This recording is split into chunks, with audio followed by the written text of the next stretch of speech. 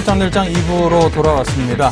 지금 시각이 아직까지는 3시에 미치지 않았기 때문에 오늘 장 아직까지는 폐장까지 시간이 좀 더 남아 있습니다.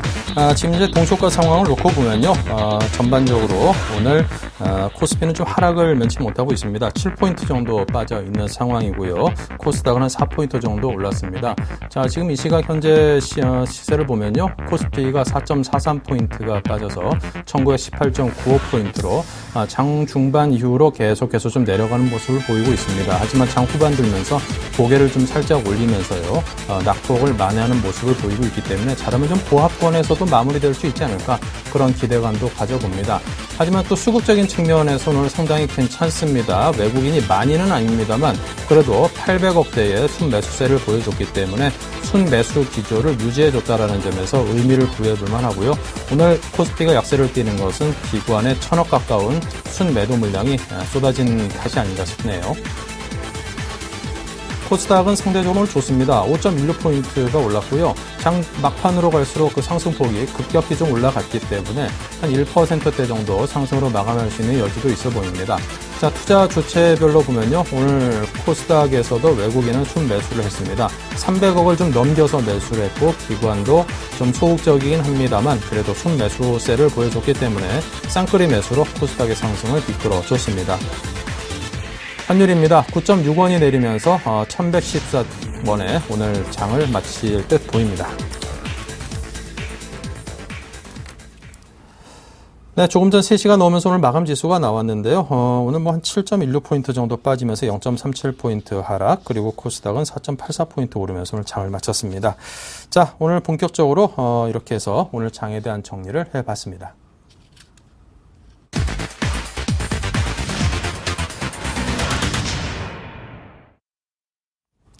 네, 이번 주 시장 전망과 전략을 들어보도록 하겠습니다. 샘플러스의 김용준 멘토와 함께하겠습니다. 안녕하십니까?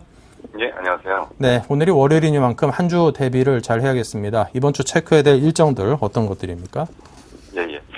일단 지금 이제 뭐 세부적인 일정들은 지금 이제 주 초반에 큰 거는 없고요. 주 후반에 이제 미국, 중국 쪽에 이제 경기 회복 징후가 있냐를 좀 봐야 되는데요. 가장 중요하게 좀 봐야 될 부분들이 이런 부분들이 아닌가 좀 생각이 듭니다. 지금 그 시장에서 이제 논란이 되고 있는 부분은 현재 경기 회복이 이제 본격적으로 진행되고 있느냐, 이 부분에 대한 얘기들이 지금 상당히 지금 계속적으로 반복되고 있는데, 이제 그렇게 봤던 이유 중에 하나가 이제 그 지난주에 그 발표했던 중국의 PMI 지수가 굉장히 긍정적으로 발표가 됐었습니다.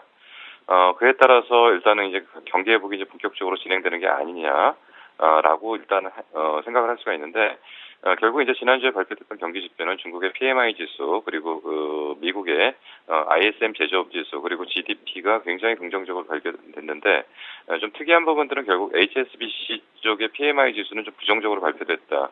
이 부분을 좀 주목해야 될 것 같고요. 그래서 이제 최소한 지금 바로 경기 회복이 지금 진행된다라고 일단 보기보다는 어떤 측면에서는 이러한 것들을 좀 확인해 가야 되는 필요가 좀 있지 않은가 좀 생각이 들고요.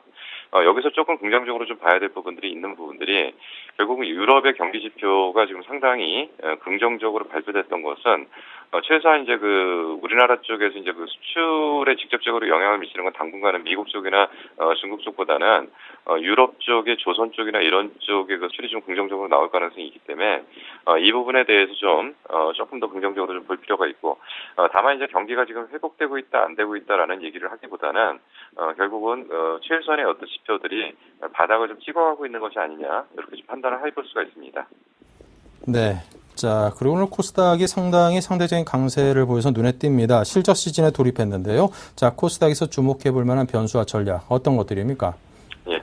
일단 코스닥 기업들이 이제 그 오늘 거래소에 비해서 상대적으로 강한 모습을 좀 보였고요. 그리고 이제 거래소는 좀 약한 모습을 좀 보였는데, 코스닥 실적 발표 시즌에서 우리가 좀 직접적으로 체크를 해야 될 것은 두 가지 요소라고 일단 볼 수가 있습니다.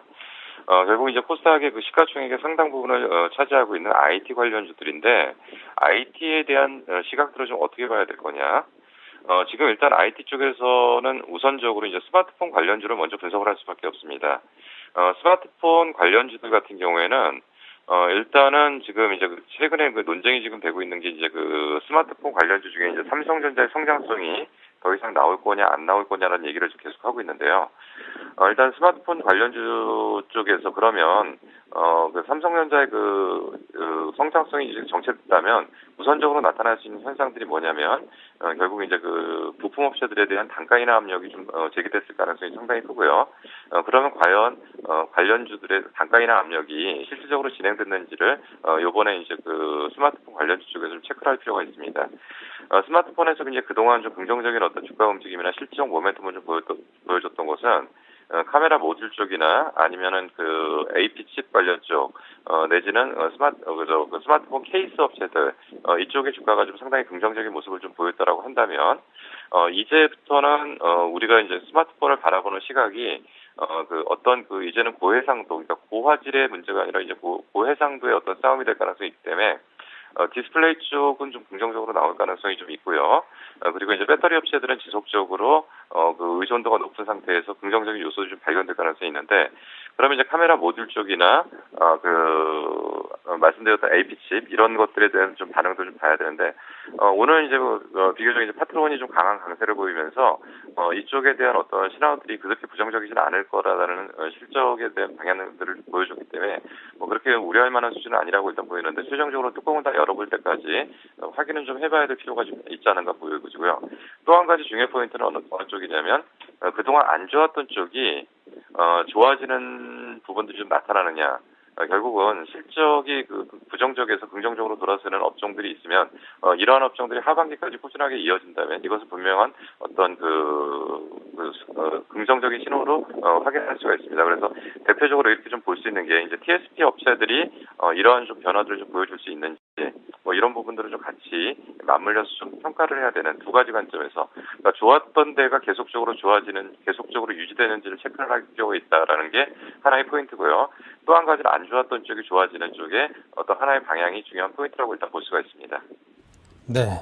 자, 그리고 다음으로 7일에는 LG전자가 사실 그동안은 스마트폰 시장에서 그 존재감이 미미했었는데 요즘 들어서는 위상이 급격히 강화되고 있는 양상입니다.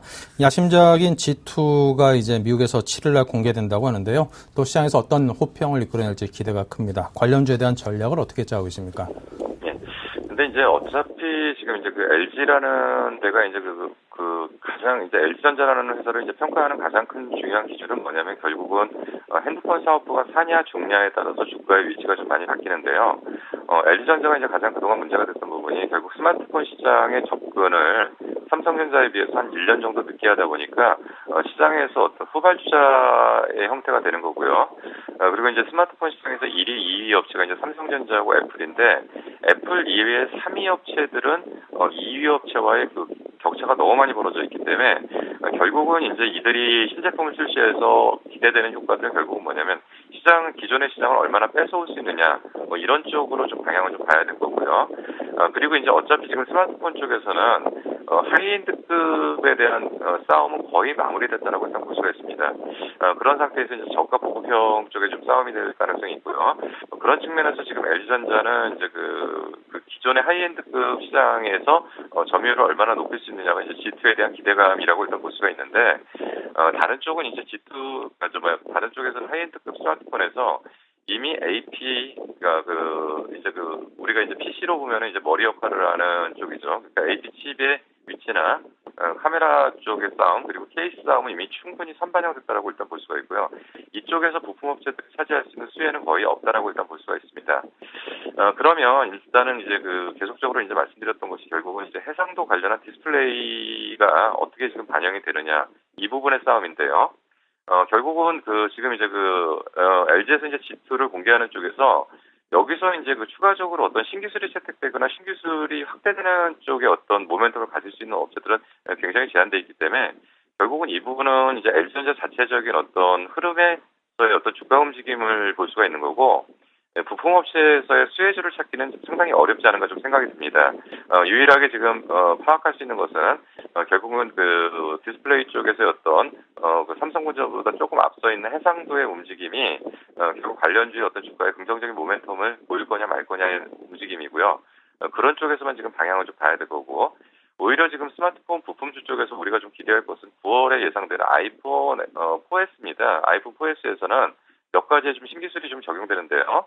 이쪽에서 뭐 대표적으로 뭐 지문인식이 적용된다든지 이런 부분들이 지금 나타나고 있습니다. 그래서 이러한 거에 어떤 긍정적인 요소들이 발견될 수 있는 업체들은 긍정적으로 볼 수 있지만 LG전자에 납품하는 부품업체 쪽에서의 어떤 수혜주를 찾기는 그렇게 만만치는 않을 걸로 판단이 됩니다. 네, 알겠습니다. 자, 그리고 7월에는 우리 증시가 후반으로 갈수록 강세를 보이면서 반등에는 성공을 했습니다. 자, 8월 시장에서는 반등에 따른 조정 가능성도 제기되고 아니면 뭐 이런저런 그 변수를 놓고 봤을 때 추가 상승에 대한 기대감도 함께 상존해 있는 듯한데요. 자, 그와 관련해서는 어떤 전망을 갖고 계시는지 들려주십시오. 예. 7월에 지수가 이제 많이 올라왔던 것은 이제 수급적인 측면하고 업종 순환매라는 측면에서 분석을 할 수가 있습니다. 수급적인 측면에서는 지금 연일 계속되는 연기금이 이제 한 7월 정도에 한 1조 이상 매수를 했고요. 외국인들이 7월 16일을 기점으로 해서 수급이 급격하게 개선됐습니다. 외국인의 수급 개선 요소는 뱅가드 펀드의 물량 정리와 선물 파생 쪽과 연결된 투기적 매매들이 매도세를 멈추는 과정에서 수급이 개선됐고요. 연기금이 지금 매수를 지금 들어오는 가장 큰 이유는 하반기 자금 집행이 상당히 큰 규모로 돼 있는데 그 자금 집행들이 지금 진행되는 걸로 일단 볼 수가 있습니다. 근데 오늘도 역시 마찬가지 현상들이고 최근에 이제 나타났던 현상들이 뭐냐면 지수가 좀 올라오다 보니까 연기금들이 매수 규모가 좀 주춤하더라는 거죠. 결국은 이들이 이제 매수를 위쪽으로 공격적으로 할 지금 생각은 지금 없는 것 같고요. 다만 떨어지면 좀 매수를 할 가능성이 좀 있기 때문에 그렇다면 수급적인 부분에서 긍정적인 요소가 좀 작용하더라도 지수가 1900을 넘겨서부터는 조금 매수 규모가 주춤하다. 그럼 이제 외국인의 지금 현재의 매수 규모 갖고는 지수를 강하게 위쪽으로 끌고 가기는 좀 어렵다. 그래서 수급적인 요소에서는 분명히 지수가 추가적으로 상승하는 부담 요소가 좀 작용할 것 같고요. 그리고 또 한 가지 측면은 이제 낙폭 과대 업종입니다.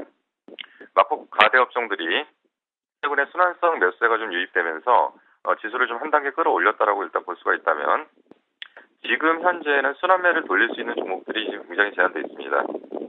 낙폭 과대 업종이라고 그러면 화학, 철강, 조선인데 물론 이제 선발대 역할을 했던 게 이제 조선주는 자체적인 어떤 모멘텀을 가지고서 지수 상승을 견인했다라고 일단 볼 수가 있고요.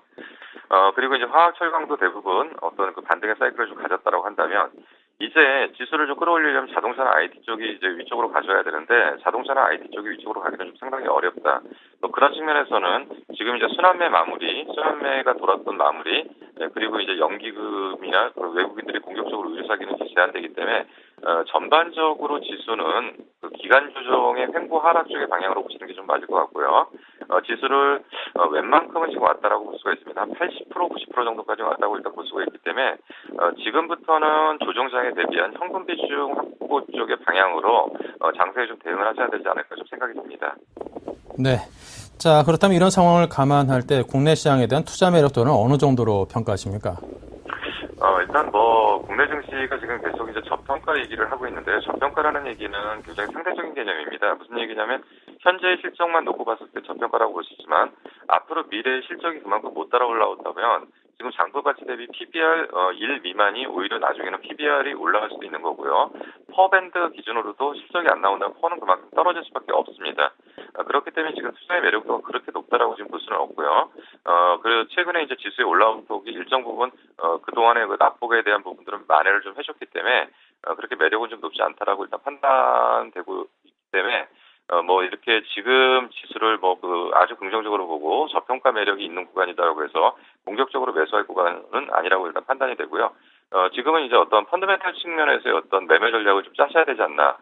지금 이제 모멘텀 투자가 안 되는 상황, 그러니까 별다른 모멘텀이 없는 상태에서 지수가 위쪽으로 가기 어렵기 때문에 지금은 특별히 모멘텀이 없는 상태에서 지수의 방향성이 위쪽으로 가기는 어렵다라고 일단 보고 조정에 대한 부분들을 좀 감안을 해서 대비를 하는 전략이 좀 필요하지 않을까 생각이 듭니다.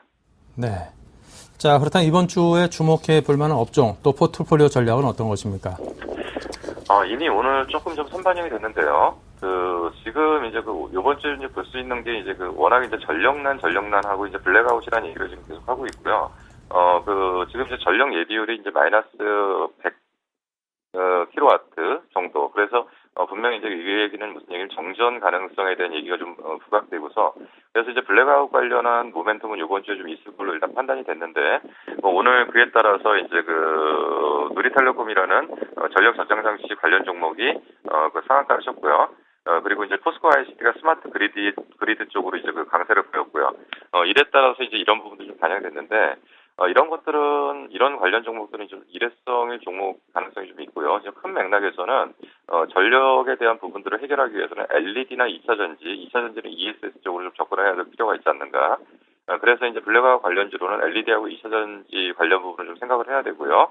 LED 쪽에서는 이제 서울반도체나 LG노텍 정도로 좀, 편안하게 좀 보실 수 있는 종목이고요. 2차전지 쪽으로는 LG화학하고 삼성 SDI를 좀 비교적 편안하게 볼 수 있는 종목이 아닌가 생각이 들어서 이런 종목들은 좀 조정시마다 불안 매수 관점에서 물량을 늘리는 전략들은 크게 무리는 없는 매매 전략이라고 일단 판단이 됩니다. 네, 알겠습니다. 자, 지금까지 샘플러스의 김용준 멘토로부터 자세한 투자 전략과 포트폴리오 전략까지 들었습니다. 감사합니다. 예, 감사합니다. 네, 이어서 오늘장 수급 분석을 해보겠습니다. 샘플러스 김영근 멘토를 연결해보죠. 안녕하십니까? 네, 안녕하세요. 네, 오늘 장에서는 코스닥의 상대적인 강세가 상당히 돋보였는데요. 오늘 장 전체적으로 수급과 업종별 특징은 각각 어떠했는지요? 예, 전일의 금요일이죠. 금요일 날 장기 이평선, 121선, 201선, 경기선에 좀 부딪히는 그런 흐름이 나타났고, 오늘도 추가적인 소폭 조정을 좀 받는 모습입니다. 그러면 지난주에 제가 이제 말씀드리기를, 특징주를 설명을 하면서 제약이라든가 음식료 쪽의 반등 구간에 대한 부분을 말씀을 드렸죠. 그리고 이제 다른 민감주들에 대한 순환 부분, 이런 부분이 나타나고, 현재 구간은 제약, 음식료 이런 쪽의 반등 구간이 나타난 이러한 현상들은 지수의 추가적인 상승보다는 어떤 조정을 좀 예상을 할 수 있는 그런 흐름을 좀 말씀드렸었는데요. 그런 흐름이 전개가 되고 있고요. 그리고 지난주에 말씀드린 대로 그렇다면 투자자들 같은 경우에는 현재 기준을 한 1900선 정도, 코스피 차트에서 보면 지수에 대한 기준을 1900선 정도로 좀 기준을 삼으시고, 이 부분이 좀 이탈이 될 때는 어느 정도 현금을 더 좀 마련을 해서, 조정 시에 다시 한번 준비를 하는 그런 준비 구간이 좀 돼야 되지 않나, 이렇게 좀 판단이 듭니다. 그래서 오늘 지금 0.3% 정도, 4% 정도 코스피는 좀 하락 마감이 됐고요. 반면에 이제 코스닥 같은 경우에는 상대적으로 오늘 강하게 좀 마무리가 됐습니다. 여전히 이제 코스닥 쪽에 종목에 대한 이러한 중소형주에 대한 강세 부분은 여전히 진행이 좀 되고 있다. 이런 부분들을 여전히 좀 보여주고 있고요. 그래서 이제 코스닥 쪽은 외인들의 매수가 오늘도 300억대 매수가 좀 유입이 됐습니다. 여전히 지금 종목에 대한 그런 대응이 더 유리한 그런 시장이다. 이런 부분을 좀 보여주는 것 같습니다. 좀 더 구체적으로 오늘 코스피 쪽의 수급을 좀 살펴보면 오늘 외인들이 한 800억대 매수가 좀 유입이 됐고요. 반면에 기관들이 한 850억 정도 매도가 나왔습니다. 구체적으로 지금 업종별로는 외인들 같은 경우 전기전자와 운수 장비, 자동차 쪽도 있지만 오늘 조선업종, 현대중공업, 대우조선해양 이런 쪽에 더 매수가 좀 들어온 걸로 판단이 들고요. 그리고 화학업종에 대해서도 매수가 유입이 됐죠. 락앤락 같은 종목, 금호석, SK케미칼 이러한 종목들이 좀 눈에 띄고 있고요. 반면에 기관은 전기전자와 자동차 쪽에 대한 매도세가 좀 나왔습니다. 유통 쪽도 매도가 좀 나왔고요. 그리고 화학업종에 대한 매수, 기관과 외인들의 동반 매수, 그리고 건설 쪽에 대한 매수, 오늘 대림산업, GS건설의 상승 부분이 좀 눈에 띄고 있습니다. 금융 쪽에 대해서는 외인들은 좀 매도가 나오고 기관은 또 매수가 유입이 됐고, 통신 쪽도 반대 현상이 좀 나타났고요. 일단 전반적인 시장의 흐름은 그동안 이제 지수가 상승하는 과정, 직전 고점을 넘어서면서부터 1860을 좀 넘어서면서부터 지수가 1940포인트까지 상승을 하는 과정 속에서 민감주들이 한 바퀴 쭉 돌았죠. 순환이 됐습니다. 순환이 됐고, 그렇다면 이제 그 과정에서 추가적인 상승을 위해서는 전기전자라든가 자동차 쪽이 상승을 해줘야만이 가능한 그러한 시장이라는 거죠. 근데 현재 지금 전기전자, 삼성전자라든가 기아차, 현대차 이런 흐름을 봤을 때는 약간의 좀 삼성전자는 박스권의 흐름이 예상이 되고, 자동차 같은 경우에는 고점 부분에서 약간 상승의 탄력이 좀 둔화되는 그러한 현상이 좀 나타나고 있죠. 그래서 지수에 대한 강한 상승을 좀 기대하기는 조금 현 구간에서는 어렵다. 좀 약간의 조정을 좀 대비해야 되는 그런 구간이라고 생각을 하고요. 그에 대한 기준적인 부분은 1900선을 제가 말씀드립니다. 1900선에 대한 그 부분이 이탈이 될 때는 어느 정도 현금을 좀 마련하고, 다만 종목에 대한 그러한 매수, 종목에 대한 트레이딩은 여전히 더 중소형주 이런 종목별로의 관심은 가능하다. 그리고 시장의 흐름을 제가 설명을 드리지만 지난주에 제가 금요일날 마무리하면서 이런 말씀을 드렸었죠. 오히려 지금 IT 부품이라든가 이런 쪽으로 관심을 가질 수 있는 때다. 소재산업재의 이러한 반등 부분, 이 부분에 이제 순환이 되는 그런 사이클적인 관점으로 봐야 되기 때문에 오히려 현 구간에서 그동안 소외됐던 IT 부품이라든가 이런 쪽으로 눈을 돌릴 때라고 설명을 드렸습니다. 그러한 현상이 지금 오늘 코스닥 부품 쪽에서 나타났습니다. IT 부품 쪽. 스마트폰 관련 부품 파트론도 오늘 상당히 강한 반등을 줬고요. 관련한 터치 패널 관련 쪽이라든가 이러한 쪽들의 흔들림이 나타나고 있습니다. 그러한 부분들을 좀 체크를 해봐야 되는 그런 시장이다. 전반적인 시장의 흐름 결론적으로는 중소형주에 대한 관심을 여전히 가지면서 코스피에 대해서는 약간의 좀 조정을 좀 대비해야 되는 그런 시장이다. 이렇게 좀 설명을 해드리도록 하겠습니다. 네. 자, 이번에 이슈와 함께 등락을 했던 오늘장 수급 특징주 어떤 것들을 꼽으셨습니까? 오늘 특징주로는 CJ E&M, 메일유업, KG 이니시스 세 종목을 좀 뽑아봤습니다. 네. 첫 번째 종목으로 CJ E&M 같은 경우는 현재는 상당히 지금 아마 보유자들 같은 경우 좀 답답한 그런 과정이죠. 약간 갇혀있는 구간입니다. 지금 37,000원, 4만원 이 안에 좀 갇혀있는 모습인데 이 안에 가격선이라면 충분히 매수를 해볼 만한 그런 구간이지 않나 이렇게 판단이 들고요. 현재 지금 오늘 상승을 했다가 상승이 좀 반납되면서 마무리가 됐는데 이유적인 부분은 최근 설국열차라는 영화가 개봉을 하면서 단기간에 좀 흥행이 되고 있죠. 그리고 향후에 슈퍼스타 K5 최근에 저도 광고를 좀 봤는데 그것도 지금 시작을 한다는 그런 기대감 이러한 부분도 좀 있고요. 모바일 게임 쪽에서 모두의 마블이라는 게임 부분 이러한 게임 사업 부분도 호조세를 좀 보여주고 있습니다. 그래서 여러 가지 이러한 모멘텀들이 여전히 좀 살아있는 향후에 종합 엔터테인먼트 기업으로서의 성장을 좀 기대를 해볼 수 있는 기업입니다. 관심을 가진 지가 꽤 됐으리라고 보여지는데요. 시장에서도 관심을 계속 받고 있습니다. 월봉상 지금 일봉상 보면은 좀 답답한 흐름인데 월봉을 좀 보시면은 여전히 지금 꾸준하게 한 6, 7개월 정도의 이런 조정을 보여준 이후에 그 부분을 좀 넘어서는 그런 흐름이 좀 나타나고 있습니다. 추가 상승을 좀 기대를 해봐도 될 것 같고요. 중기적인 관점에서 충분히 관심을 가질 수 있는 그런 기대가 되는 그런 기업이라고 설명을 좀 드리고 싶습니다. CJ E&M 37,000원, 4만원 이 사이 밴드 안에서는 충분히 매수에 가담할 수 있는 그런 종목이다. 이런 설명을 좀 드리도록 하겠습니다. 수급적인 부분도 확인을 좀 해보면 오늘 전체적으로 다 매수가 들어왔네요. 기관에 특히나 이제 개인들의 계속 매수가 강하게 유입이 되고 있죠. 이렇기 때문에 아직까지는 강하게 가지는 못하는 상황입니다. 현 구간에서 더 가기 위해서는 기관이나 외인들의 매수가 조금 더 유입이 돼야 되겠죠. 근데 아직까지는 좀 갇혀있는 그런 흐름입니다만 중기적인 관점에서 관심을 가질 수 있는 그런 기업이다 설명을 드리도록 하겠고요. 두 번째 종목은 이제 메일유업이라는 종목입니다. 이 종목 또한 작년에 상당히 좀 관심이 많이 받았던 종목입니다. 바로 중국 시장에서 성장 부분으로 상당한 좀 상승을 보여줬던 종목인데 현재 지금 한 3개월 정도 조정을 받은 이후에 저점을 찍고 오늘 강하게 상승을 보여줬습니다. 이유는 뉴질랜드 분유가 중국에서 리콜 조치를 받았다고 하죠. 그러면서 반사이익을 볼 수 있다. 이러한 관점에서 강한 상승을 했고 그리고 이제 8일날부터죠. 8월 8일날부터 메일유업 같은 경우 우유값이 인상이 됩니다. 10% 정도 인상 예정이 돼 있습니다. 그래서 그러한 모멘텀도 좀 있는 상황이고요.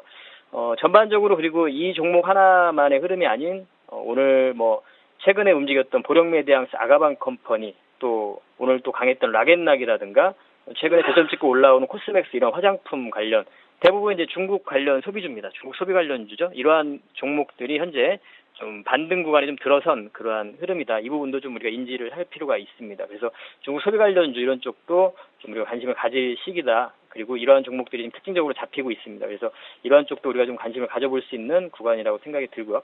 그다음에 세 번째 종목으로 KG 이니시스.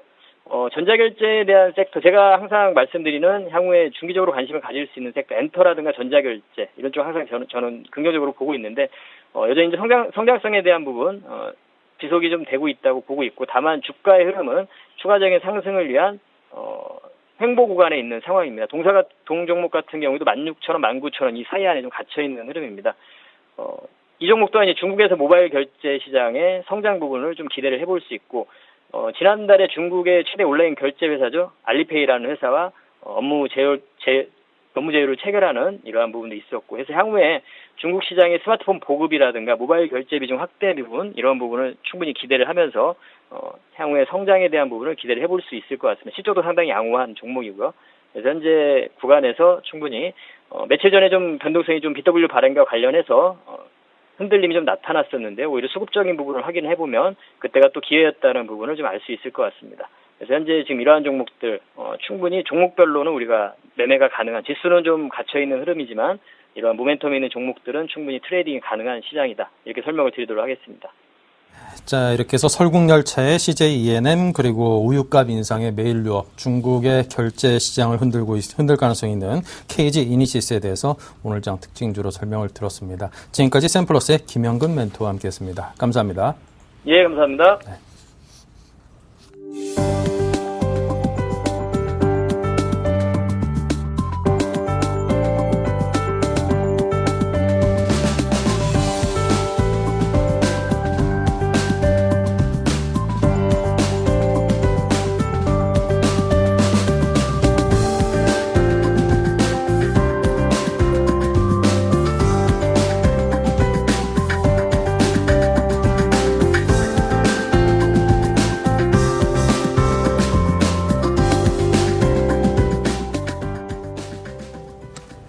네, 계속해서 내일장 다이렉트 전략 시간을 이어가겠습니다. 최고의 전문가 두 분을 모시고 장에서 성공적으로 대응할 수 있는 전략을 짜보도록 하겠습니다. 샘플러스의 정재훈 멘토, 정동웅 전문가 두 분 모셨습니다. 어서 오십시오. 네, 안녕하세요. 네, 자, 이 두 분께서 갖고 오신 오늘 전략은 어떤 것인지 먼저 보겠습니다. 네, 두 분이 말씀하실 내용은 주식을 살까, 종목 선정법은 뭘 살까이고요. 네, 이에 대해서 정재훈 멘토께서는 조정을 염두에 둔 보수적인 대응을 주문했습니다. 수급과 이슈, 모멘텀 기대가 되는 종목을 말씀했고요. 종목은 위메이드를 선정했네요. 자, 정동훈 전문가는요, 대형주의 박스권 장세를 전망했습니다. 중소형 개별주에 주목하자고 했고요. 종목은 코렌이네요. 네, 먼저 조정을 염두에 두고 좀 보수적인 대응을 하자라고 주장하시는 정재훈 멘토님께 먼저 듣겠습니다. 예, 금일도 마찬가지로 외국인 쪽에서의 매수세는 유입이 되고 있는 그런 모습들이 나타났습니다. 11거래일 연속적으로 좀 매수가 되고 있는 그런 모습들이고요. 연기금 쪽도 마찬가지입니다. 14거래일 연속적으로 좀 매수를 해주고 있는 그런 모습들인데요. 일단 상승에 대한 탄력은 어느 정도 좀 둔화가 되고 있다라고 좀 보셔도 좋을 것 같습니다. 기술적인 분석상에 있어서도 하락폭에 대해서 61.8%의 되돌림이 좀 나와주고 있는 그런 모습들이 전개가 되고 있습니다. 일단 화면을 좀 보시면서 좀 말씀을 좀 드리도록 하겠는데요. 우선적으로 좀 보게 된다면 피보나치 조정대를 좀 보게 된다면 정확하게 61.8%를 현재 반등이 좀 나와주고 난 이후에 쉬어가는 모습들이 좀 전개가 되고 있다라고 좀 보셔도 좋을 것 같습니다. 기술적인 분석상 61선과 121선이 데드크로스가 좀 발생이 된다면 맥시멈으로 반등은 일단 121선까지는 염두를 해두는 그런 포지션을 봤을 때 어느 정도 이제 쉬어가는 그런 구간들이 좀 나타나지 않겠느냐라고 좀 보셔도 좋을 것 같고요. 패턴상의 모습들을 좀 보시더라도 상승 쐐기형의 모습들이 좀 전개가 되고 있다라고 좀 보셔도 좋을 것 같습니다.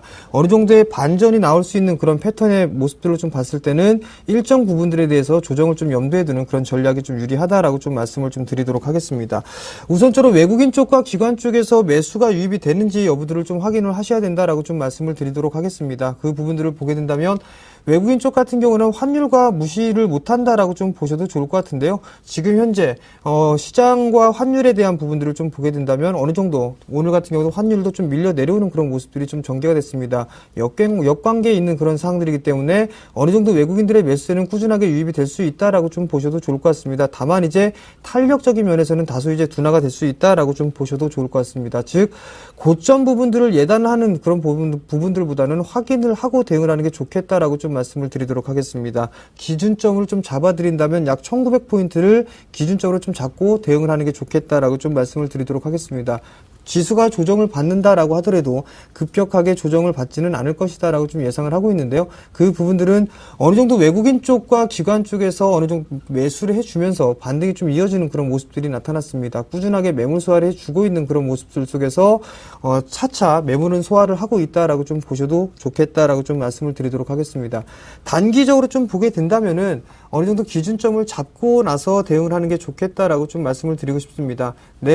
투자자분들께서 단기적인 포지션인지 아니면 중장기적인 포지션인지를 먼저 결정을 해놓고 난 이후에 중장기 포지션이라면 조정 시에는 매수 관점으로 좀 봐도 좋겠지만 단기적인 트레이딩 관점으로 좀 보시게 된다면은 어느 정도 단기 이동 평균선이 됐든 아니면 캔들로 됐든 그 기준 라인대를 잡고서 대응을 하자라고 좀 말씀을 드리도록 하겠습니다.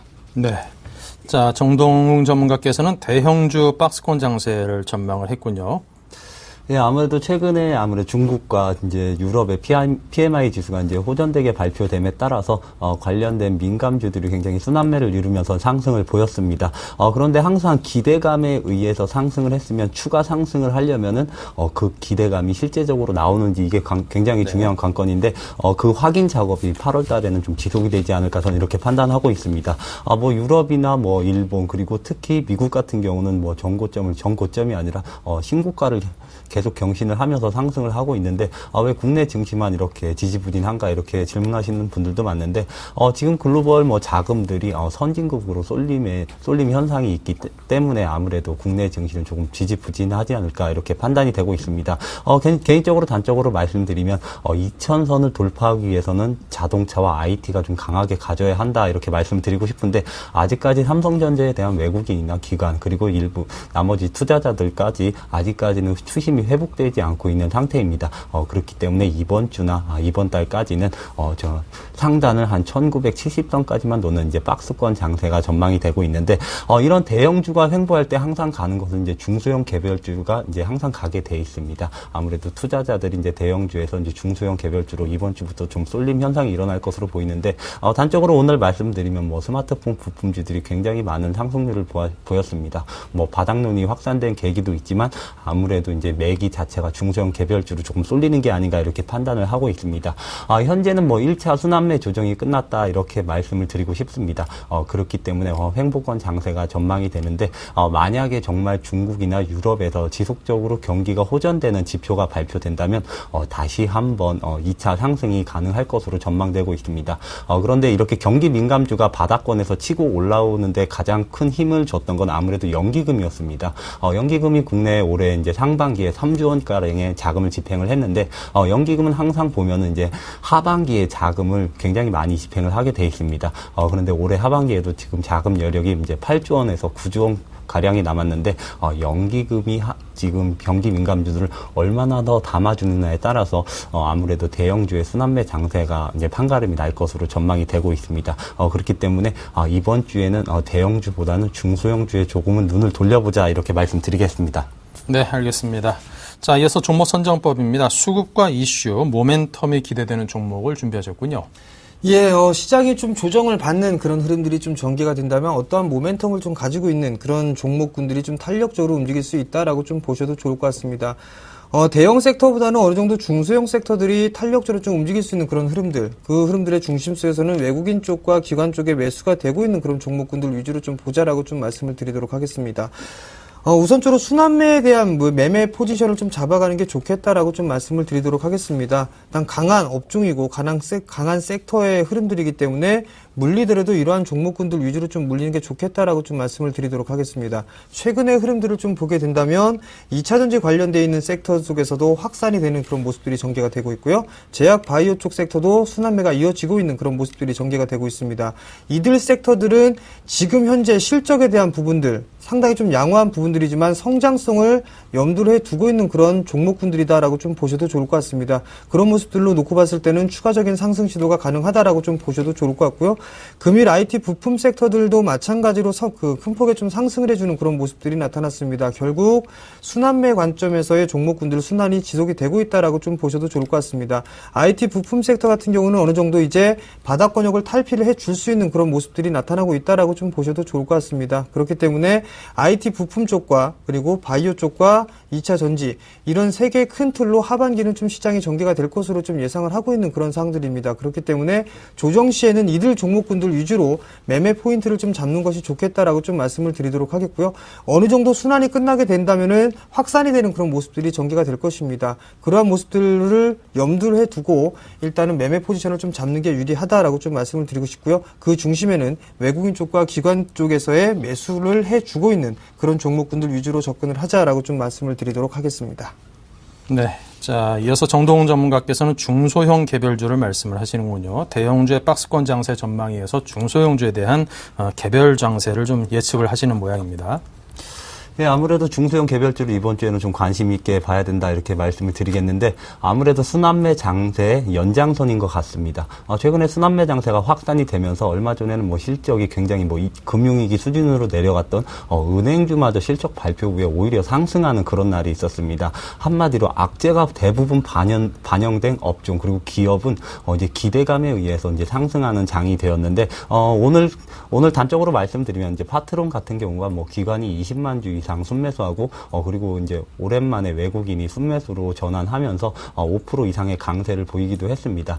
순환매 장세 연장선 선에 이제 IT 스마트폰 부품주까지 왔다 이렇게 판단이 되고 있습니다.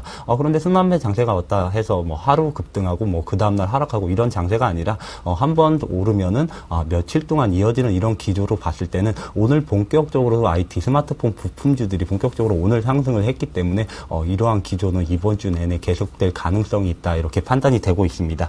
그렇지만 이제 아무래도 우려감이 한번 대두됐기 때문에 이제는 옥석 가리기를 조금은 해봐야 되지 않나 이렇게 말씀드리고 싶은데 예전에 뭐 스마트폰이 굉장히 잘 나가던 시절에는 그냥 기사 한 줄이나 뭐 소문에 의해서 굉장히 급등하는 종목들이 많았습니다. 그렇지만 이제는 확인 작업을 그만큼 많이 하는 투자자들이 있기 때문에 2분기 실적과 그리고 하반기 실적 모멘텀이 어느 정도 되느냐 이거를 좀 판단을 해야 될 것 같은데 지금 2분기 실적이 IT 스마트폰 부품주들이 굉장히 어닝 서프라이즈하게 나오는 기업들이 많습니다. 뭐 파트론도 오늘 보고서에 따르면은 뭐 예상과는 달리 굉장한 어닝 서프라이즈를 기록할 것이다 이렇게 전망이 나왔는데 이 외에도 뭐 2분기 실적을 이미 발표한 코렌이나 아모텍 같은 경우도 굉장히 좋은 실적이 2분기에 발표됐고 하반기까지 좀 이어질 것으로 전망이 되면서 다른 종목보다는 이제 순환매 장세에서 조금 더 안정적으로 투자가 가능하지 않을까 이렇게 전망하고 싶습니다.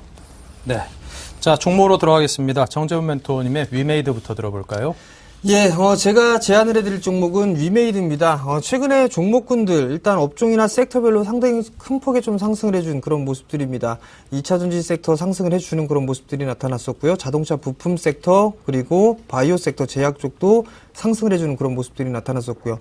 오늘도 일단은 자동차 부품 쪽 섹터도 상승을 해는 그런 모습들이 나타났지만 IT 부품 섹터들도 어느 정도 좀 상승을 해주는 그런 모습들이 전개가 됐습니다. 이제는 순환매가 좀 나와주는 그런 모습들이 전개가 될 것으로 좀 예상을 하고 있고요. 지수가 조정을 좀 예상을 하게 된다면 방어성에 있는 그런 종목군들을 좀 준비를 해봤습니다.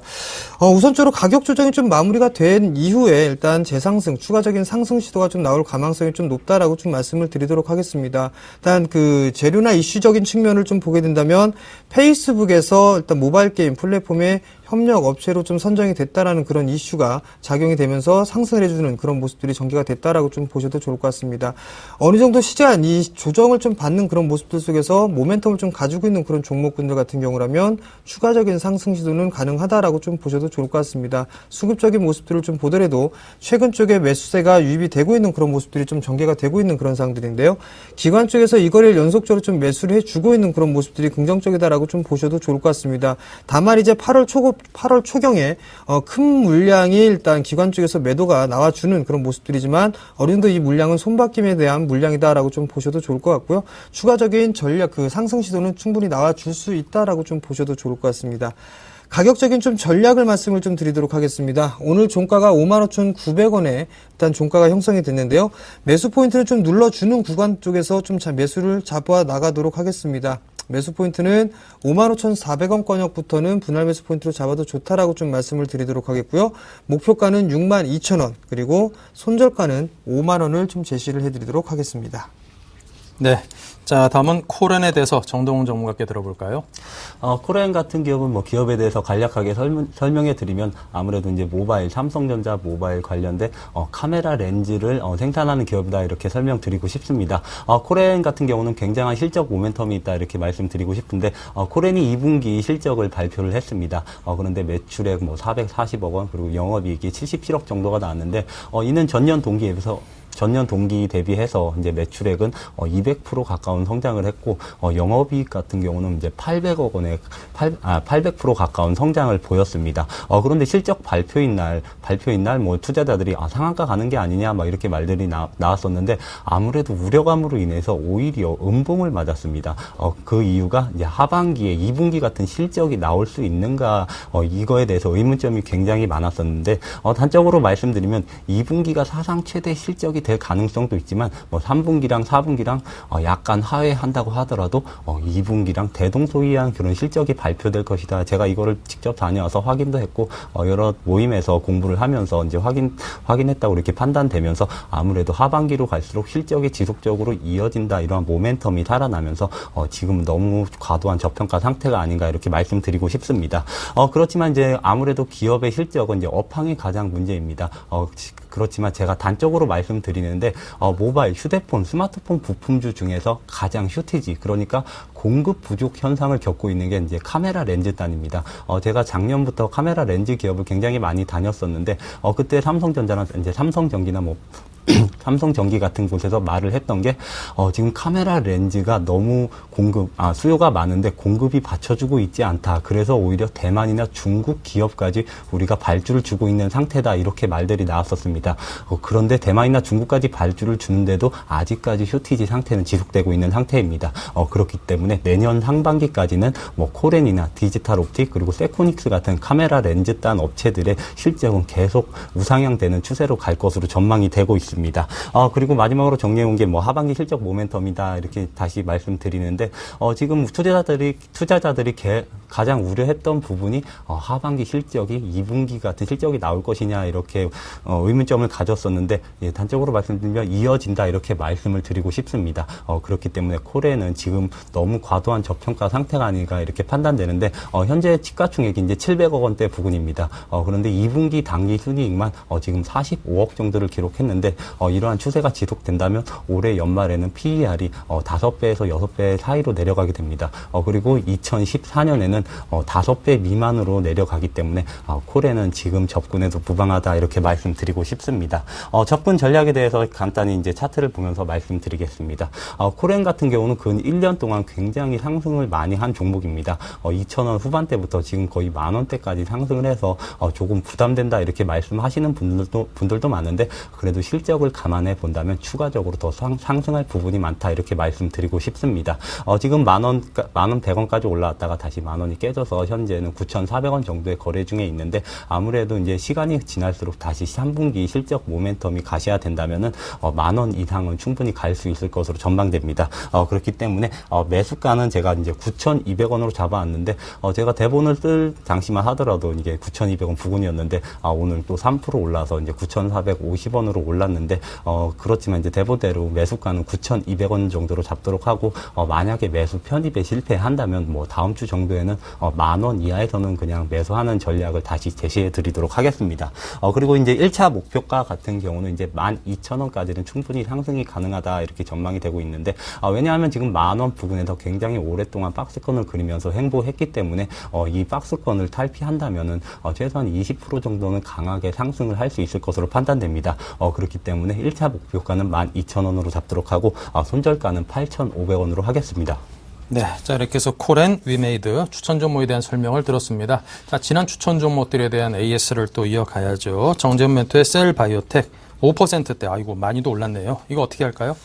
예, 일단 보유 관점을 좀 유지를 해 나가도록 하겠습니다. 일단 셀바이오텍 같은 경우는 추가적인 상승 시도는 충분히 가능하다라고 좀 보셔도 좋을 것 같습니다.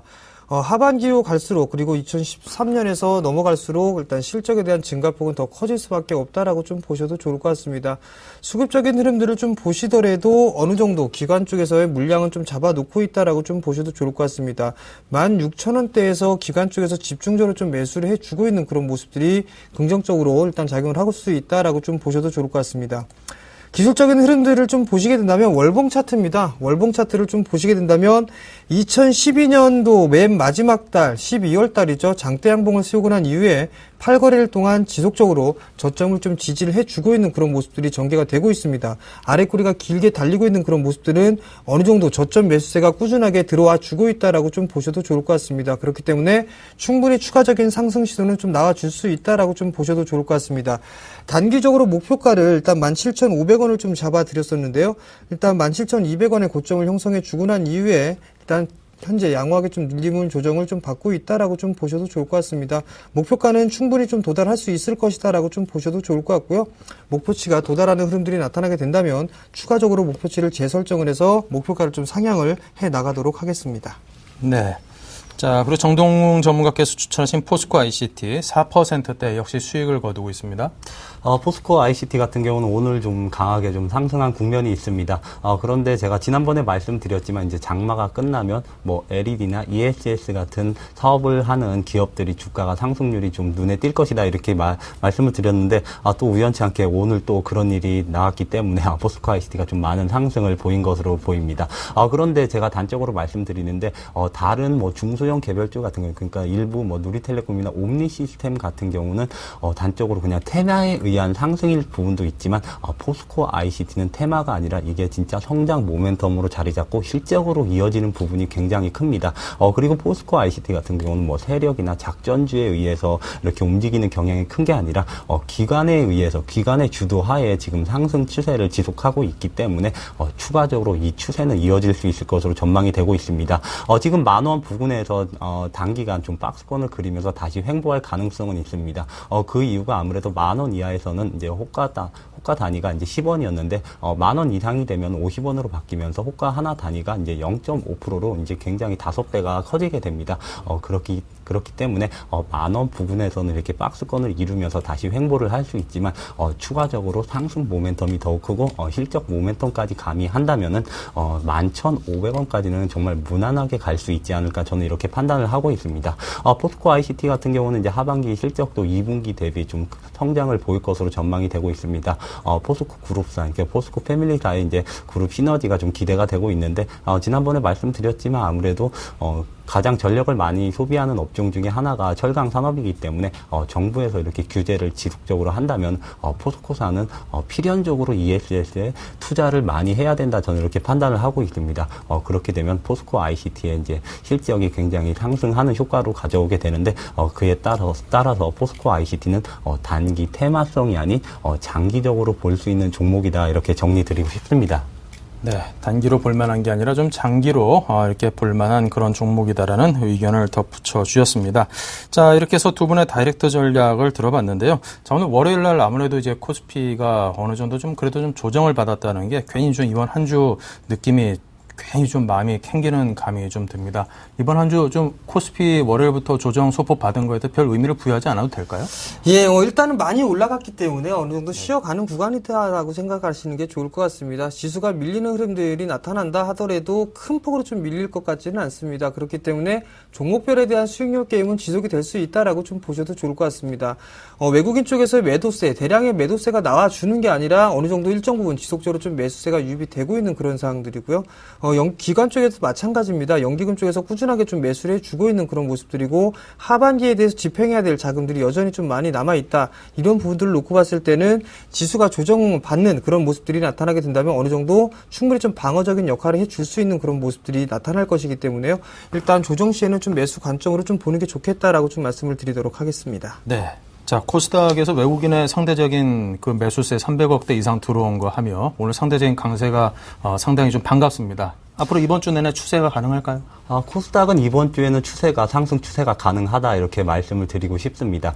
그런데 순환매 장세의 연장선이라고 생각한다면 다음 주는 다시 매기가 코스피로 좀 이전될 가능성이 있다 이렇게 말씀을 드리고 싶은데 전체적인 이제 시장 상황을 저는 또 여담이지만 제가 투자자분들이나 뭐 해외 투자하시는 분들도 굉장히 많이 만나는데 7월 달에 우리나라 시장에 대해서 대부분이 숏을 외치셨던 분들이 지난주에 만났을 때 내가 실수했다. 이제 우리나라도 다시 자금이 들어오면서 상승이 가능하지 않을까 이렇게 자기 실수를 인정하는 부분 투자자들이 굉장히 많아졌습니다. 그에 따라서 국내 증시는 2000선 탈환을 다시 시도해 볼 수 있지 않을까 이렇게 판단이 되고 있는데 그 하나 걸리는 게 있다면 아무래도 예전에는 펀드 환매 자금이 이제 1980 이상, 그러니까 거의 2000선 부근에서 펀드 환매가 일어났는데, 최근에는 경향이 조금 변하면서 1950선에서 일어나는 경향이 있기 때문에 네. 이런 점은 좀 감안을 해야 되지 않나 이렇게 말씀드리고 싶습니다. 네, 알겠습니다. 자, 이렇게 두 분의 생각 들어봤고요. 다이렉트 전략 짧게 정리해 보겠습니다.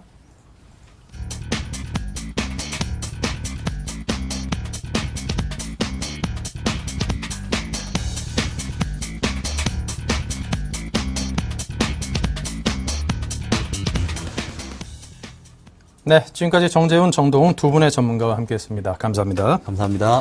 네, 이렇게 해서 오늘장 내일장 월요일 순서는 여기서 마치겠습니다. 저희는 내일 화요일에 다시 뵙겠습니다. 감사합니다.